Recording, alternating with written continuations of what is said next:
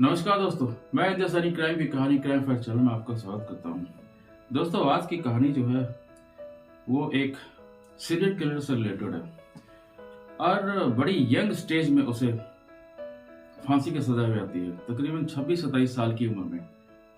और ये कहानी जो है 1978 के करीब की कहानी है। किस तरीके से उसने लोगों की हत्या की और पुलिस को उसे ढूंढने में काफी मशक्कत करनी पड़ी।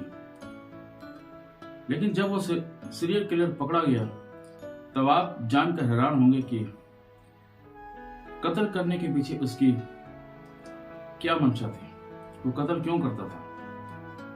ये सुनकर आप हैरान हो जाएंगे। जब उसे फांसी पर चढ़ाया गया तो उसकी उम्र तकरीबन सिर्फ 27 साल की थी। ये कहानी जो है देश की एक ऐसे सीरियल किलर की कहानी है जिसने अपने वक्त में लोगों में इस कदर दहशत पैदा कर दी थी कि लोग रात को घरों से निकलते हुए डरते थे। ये वो कहानी है जिसकी वजह से लोग रात को किसी शख्स को कंबल में देखते थे तो घरों की तरफ दौड़ पड़ते थे। कोई उस कंबल वाले शख्स के करीब जाने की हिम्मत भी नहीं करता था।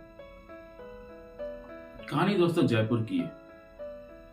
बात 1978 की है, 1978 की। तब देश को आजाद हुए तकरीबन 30-31 साल हो चुके थे। इसी जयपुर शहर में अचानक एक शख्स की लाश मिलती है और पुलिस को जब खबर मिलती है तो पुलिस लाश देखती है और लाश देखने के बाद पोस्टमार्टम रिपोर्ट आती है और पता चलता है कि उसकी मौत गर्दन की हड्डी टूटने की वजह से हुई। अब वो अनजान शख्स था, इधर उधर जांच होती है तो हो सकता है पुलिस को लगा कि उसकी किसी के साथ दुश्मनी होगी, लेकिन गर्दन की हड्डी टूटने के अलावा उसे कानों के नीचे इस तरफ काफी गहरी चोट है, बिल्कुल कान के नीचे। मामला जो था पुलिस में दर्ज किया गया, तफ्तीश की गई, सारी जानकारी ली गई। कुछ वक्त के बाद जयपुर से कुछ दूरी पर सड़क किनारे पर एक लाश और मिलती है। पोस्टमार्टम रिपोर्ट के मुताबिक फिर पता चलता है कि इसकी मौत भी जो हुई गर्दन की हड्डी टूटने से हुई है और इत्तेफाक से उसके कान के नीचे का चोट के निशान मिले। कुछ वक्त बीतता है। अब राजस्थान के अलग अलग इलाके में जयपुर से दूर ऐसे ही किसी व्यक्ति की लाश मिलती है। फिर उसकी गर्दन की हड्डी टूटी हुई है, कान के नीचे चोट के निशान है। धीरे धीरे ऐसी लाशों की जो तादाद थी बढ़ती जा रही थी और ये इलाके जो थे अलग अलग थे, लेकिन ये जयपुर के आसपास ही होती थी। तो लोगों को यह लगा कि शायद किसी चोर की वारदात लगती है जो रात के अंधेरे में इस तरीके से वो मारता है और उसका कत्ल कर देता है। उसके पास जो कुछ भी मिलता है लेने के बाद उसका कत्ल करता है। लेकिन वो जो कत्ल होता था सिर्फ कान के नीचे और गर्दन के पास, इस तरफ वो वार करता था।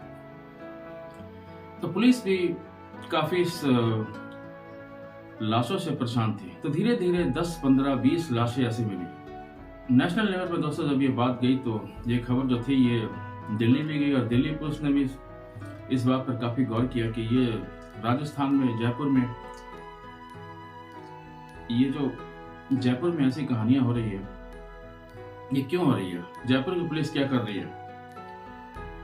तो ऐसी कई सारी लाशें जब मिली तो देश जो था वो हरकत में आ गया, पुलिस हरकत में आ गई। एक पुलिस अफसर ने जब देखा कि ये जो लगातार इस तरीके की जो वारदात हो रही है, 15-20 लोगों को मार चुका है, अभी तक कोई भी कार्रवाई नहीं हो रही है। तो जब ये खबर आई उसके ठीक कुछ दिनों बाद एक लाश और मिली। और अच्छा है कि ये भी बात थी कि उसे मारने का तरीका बिल्कुल एक था। कान के नीचे चोट के निशान मिलते थे तो लोगों के अंदर एक दहशत सी फैल गई थी। इस अनजाने कातिल को लोगों ने एक नाम दे दिया, कनपट्टी मार सीरियल किलर। तो जैसे ही ये नाम दिया तो इस नाम से लोग उसे जानने लगे। चोरी और वारदात की जो घटना थी उस तरीके की घटना मिलने लगती थी। बिल्कुल सेम एक तरीके से ही वो मारता था, कान के नीचे और गर्दन के पास कुछ निशान होते थे। और ये जो संख्या थी तकरीबन 20, 30, 50 के करीब ये आंकड़ा पार कर गया। अब धीरे धीरे रिपोर्ट आई तो पता चला कि उसमें से कुछ लोग ऐसे थे जिन पर ये हमला होता था, वो नसीब वाले थे, वो बच गए। वो लोग झुक जाते थे और ऐसे 2-4 इंसिडेंट हुए तो वो भाग जाते थे, और भागने के बाद वो बच जाते थे तो उन्होंने पुलिस में रिपोर्ट दर्ज की।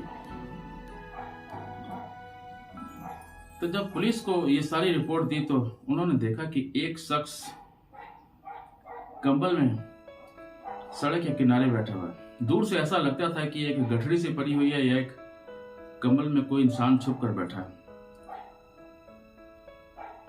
तो अचानक से एक शख्स वहां से गुजरा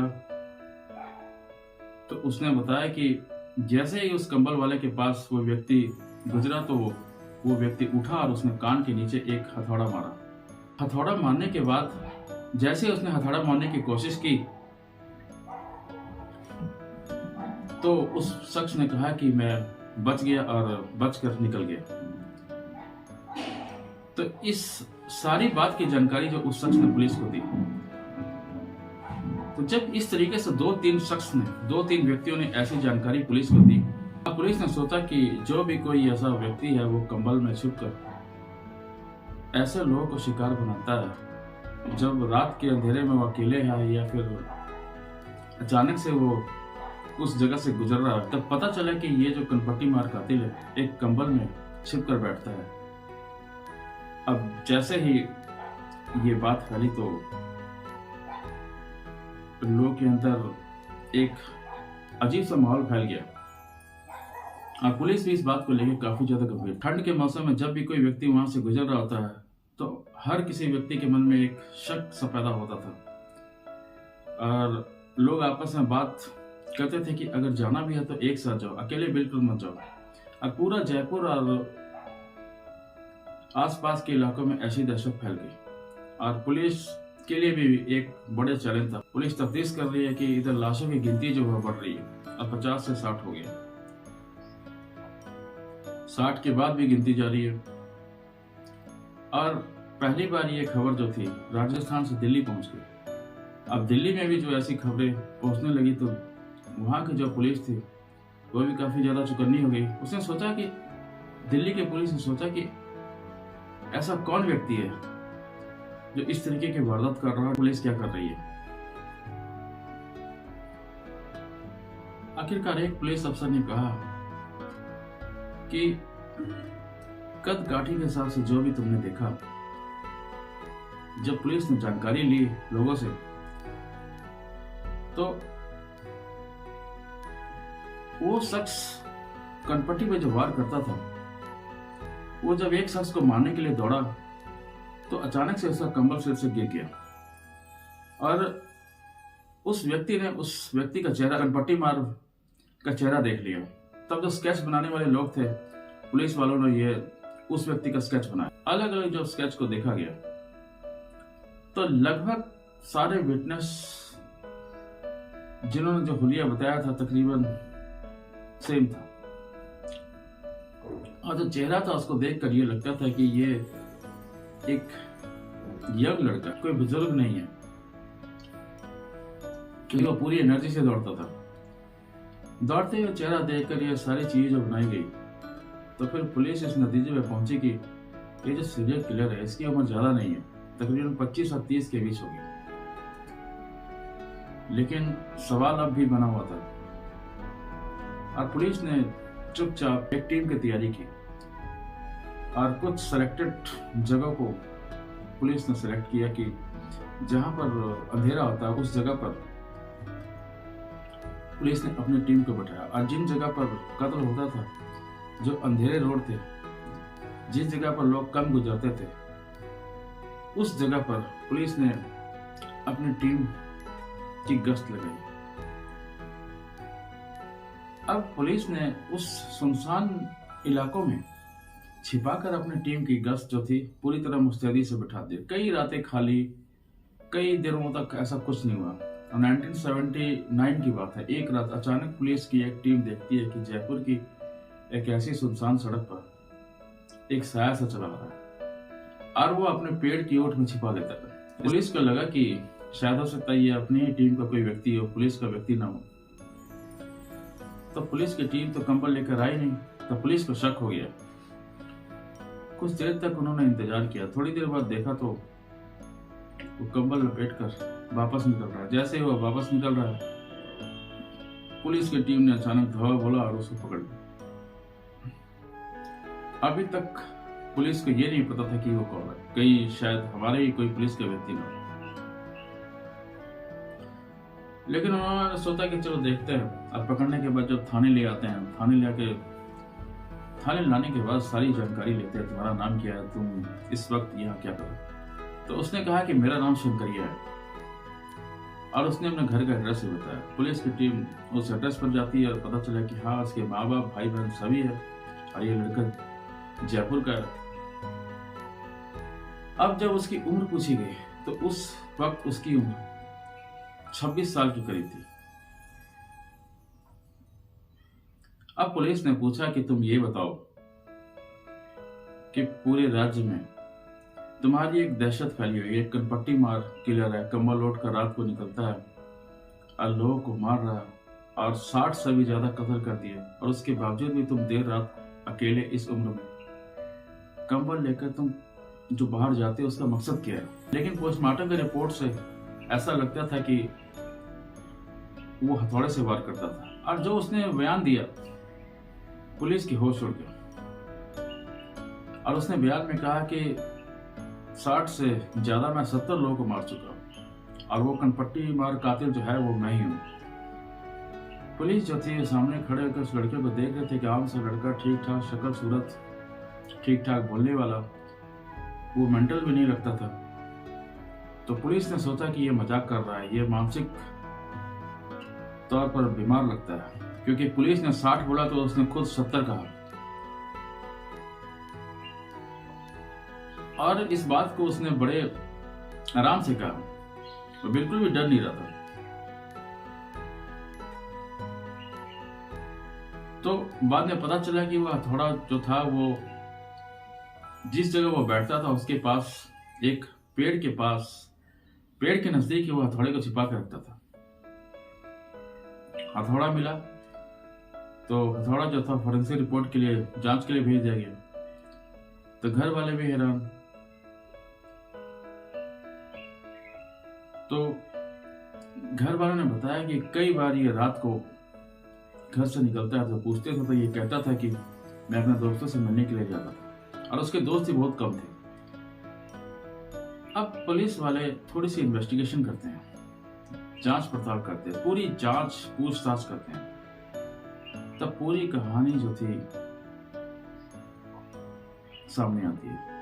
शंकरिया 1952 में पैदा हुआ था, जब देश आजाद हुए तकरीबन 5 साल हुए थे। अब पुलिस जो थी पूरी जानकारी आसपास के लोगों से इकट्ठा कर रही थी। 1952 में पैदा हुआ, और माँ बाप ये सोच रहे थे कि ठीक ठाक पास होकर ये सरकारी नौकरी से मिल जाएगी। शुरुआती जो स्कूल की जो उसकी पढ़ाई लिखाई थी वो उसने ठीक ठाक की, और घर वालों को पूरी उम्मीद थी कि ये कुछ ना कुछ आगे जाके करेगा। लेकिन 25 साल की जब उम्र हुई, इसका जो बर्ताव था वो चेंज हो गया। ये घर वालों की रिपोर्ट थी। हर तीसरे दिन ये घर से निकलता था, लेट नाइट, तकरीबन रात को 2-2:30 बजे घर वापस आता था। जब उससे पूछा गया तो उसने सारे जुर्म कबूल किए, और उसने बताना शुरू किया कि मैंने पहला कत्ल किया, दूसरा कत्ल किया, तीसरा कत्ल किया। इस तरीके से उसने सारे कत्ल के बारे में बताया। और पुलिस ने जब तफ्तीश की तो पुलिस को पता चला कि बिल्कुल सही बोल रहा है। जिस जिस जगह पर कत्ल हुए सारी जानकारी पुलिस को मिली। तो पुलिस ने सारी जानकारी के बाद एक चार्जशीट तैयार किया, मुकदमा चला, और मुकदमा चलने के बाद पता चला कि 70 कत्ल किए। 70 कत्ल की जो चार्जशीट थी वो तैयार की गई। लेकिन पुलिस तकरीबन 62 या 63 लाशों के बारे ही जरूरी सबूत जो थे अदालत में पेश किए, क्योंकि जो सबूत थे वो अदालत में पेश तो करने थे। 1979 में शुरुआत हुई, जनवरी का शायद पहला हफ्ता था जिस समय उसने ये वारदात शुरू की। जब इसकी गिरफ्तारी की खबर आई तो इसने माना कि हाँ मैंने ये माना है। तो जयपुर से लेकर दिल्ली तक ये सारी खबरों का सिलसिला पहुंचता रहा। लोगों में कुछ राहत मिली क्योंकि लोगों को अब समझ आ चुका था कि जो कनपट्टी नाम का शख्स है वो पकड़ा गया। जब अदालत में उसकी पेशी होती थी तो लोगों के अंदर एक जागरूकता थी, लोगों के अंदर एक क्यूरियोसिटी थी कि लोगों को देखने का मन करता था कि वो शख्स किस तरीके का है। जब जज साहब ने पूछा तो वजह पूछी कि तुमने क्यों मारा, कि क्या तुम उन सबको जानते थे, तुमने क्यों मारा। तब उसने कहा कि मैं हर तीसरे चौथे दिन घर से बाहर निकलता था रात को और सड़कों पर घूमता रहता था, हथौड़ा अपने साथ ले जाता था। जब मुझे कोई अंधेरे में शख्स दिखाई देता था मैं हथौड़ा निकालता था, कान के नीचे पूरी ताकत से इस जगह हथौड़ा मारता था और उसकी कनपट्टी पर लगता था, गर्दन में लगता था तो गर्दन भी टूट जाती थी। और जब वो चीखता था तो दोस्तों आप सुन के बड़े हैरान हुए कि उसने ये बयान दिया कि जब वो चीखता था कोई भी शख्स तो मुझे ये बहुत अच्छा लगता था और 2-3 बार चीखने के बाद वो खामोश हो जाता था। उसकी जो चीख थी वो सुनकर मुझे बहुत अच्छा लगता था और मेरे दिमाग में ये लगता था कि ये जो चीख निकलती है ये चीख मैंने फिर से दोबारा सुनी है और मैंने मुझसे रहा नहीं गया, मैंने 2-3 शख्स का कत्ल किया। फिर जब 2-3 शख्स मुझे मिले तो मैंने कान के नीचे फिर मारा तो फिर अजीब सी आवाज निकली। तो जब ये जो अजीब सी आवाजें निकलती थी तो मुझे बहुत अच्छी लगती थी और नेक्स्ट जब मैंने किसी और को मारा तो मुझे फिर अच्छा लगा और फिर तो ये हो गया कि लोग जो चीखे थे मुझे अच्छी लगने लगी और इसके अलावा मुझे कुछ अच्छा नहीं लगता था। हर तीसरे चौथे पांचवें 10वें जब मैं इस तरीके से हथौड़े से वार करता था तो जो उनकी जो चीखें निकलती थी वो मुझे बहुत अच्छी लगती थी। कोर्ट ने उसे मौत की सजा दे दी और हाई कोर्ट पहुंचा। हाई कोर्ट में भी जब 70 कत्ल तो उन्होंने भी सुनकर उसे सजाए मौत, फांसी की सजा। सुप्रीम कोर्ट ने भी, हाई कोर्ट ने भी राष्ट्रपति के पास एक पिटीशन दायर की कि इसे उम्र कैद में तब्दील कर दिया जाए, लेकिन राष्ट्रपति ने भी उनकी जो सजा थी वो जो उनकी दया याचिका थी उसे खारिज कर दिया गया। और जयपुर सेंट्रल जेल में शंकरिया उर्फ कनपट्टी मार को फांसी के तख्ते पर चढ़ाया गया और उसे फांसी दी गई। जब उसे फांसी दी गई तो उसके आखिरी शब्द थे, मैंने खामखा मजे के लिए इतने लोगों को मार दिया, मेरे जैसा कोई मत बनना। मैंने मजे के लिए बेवजह इतने लोगों को मार दिया, मेरे जैसा कोई मत बनना। ये उसके आखिरी शब्द थे और उसके बाद उसे फांसी के तख्ते पर लटका दिया जयपुर सेंट्रल जेल में 1979 में। सीरियल किलर जो होते हैं रात के अंधेरे में वो उस शख्स को मारते हैं कि वो अकेला होता है और अकेले होने की वजह से उसकी जेब से कुछ भी मिल जाए, रुपए पैसे या कुछ और, तो कोई ना कोई खास वजह होती है। लेकिन इस शख्स ने सिर्फ एक मजे लेने के लिए एक चीख जो थी जब वो कान के नीचे मारता था तो उसे ऐसा लगता था कि ये जो चीख निकल रही है ये मुझे अच्छी लगती है और इस चीख को सुनने के लिए ही उसने 70 लोगों का कत्ल कर दिया। तो दोस्तों जबकि उसकी किसी के साथ कोई दुश्मनी नहीं थी, यहाँ तक कि लोगों के अंदर ये दहशत फैल चुकी थी कि रात के अंधेरे में बिल्कुल भी नहीं जाना है। कनपट्टी मार जो है वो किसी भी वक्त किसी की जान ले सकता है। तो चलिए दोस्तों, मैं स्टोरी जो है ये कहानी जो है वैसे तो ये बिल्कुल सच्ची कहानी है, मैं ज़्यादा लंबी नहीं करूँगा, लेकिन जाने से पहले मैं दोस्तों ये जरूर कहूँगा कि आप भी अपने आसपास के लोगों से बच कर रहें। ये कोई ज़रूरी नहीं है कि हमारी किसी के साथ अगर दुश्मनी होती है तभी वो इंसान हमारी जान ले। इस तरीके के जो विकृत मानसिक तौर से जो विकृत लोग होते हैं, हमें नहीं पता कि वो किस रूप में हमारी हत्या कर दें या हमारे साथ कोई वारदात हो जाए। तो बच के रहना दोस्तों बहुत जरूरी है। जब भी कोई हमें शक होता है, जब भी आसपास हमें कोई ऐसा शक लगे, तो तुरंत जाके हमें पुलिस को रिपोर्ट करनी चाहिए। तो चलिए दोस्तों, जो वीडियो है लंबी हो रही है, मैं वीडियो को ज़्यादा लंबी नहीं करना चाहता हूँ। अपने कमेंट बॉक्स में अपनी राय जरूर दें। अगर वीडियो अच्छी लगी है तो लाइक और सब्सक्राइब जरूर करें। बहुत जल्दी मैं नेक्स्ट वीडियो में आपको मिलूंगा। तब तक के लिए मुझे आज्ञा दें दोस्तों, मैं अलविदा कहता हूँ। नमस्कार दोस्तों।